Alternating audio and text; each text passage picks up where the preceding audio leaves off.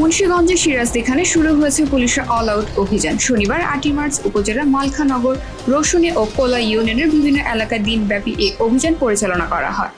উক্ত অভিযানে মুন্সিগঞ্জ জেলার অতিরিক্ত পুলিশ সুপার মোহাম্মদ ফিরোজ কবিরের নেতৃত্বে ছিলেন সিরাজদিখান সার্কেলের সহকারী police super ANM Imran Khan, থানার অফিসার ইনচার্জ শাহিদ আল মামুন ও পুলিশ পরিদর্শক হাবিবুর রহমান সহ পুলিশ ও ডিবি সদস্যরা।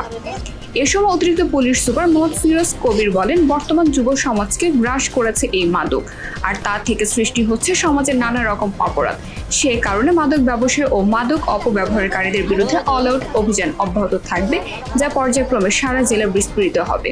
আপনারা জানেন যে মাদকের অপব্যবহার থেকে বিভিন্ন ধরনের অপরাধের সূত্রপাত হয়। আমরা সে কারণেই চলমান অভিযানের অংশ হিসেবে মাদক ব্যবসায়ী এবং মাদকের অপব্যবহারকারী যারা আছে তাদের বিরুদ্ধে অল আউট অভিযান শুরু করেছি। এই অভিযান চলমান থাকবে।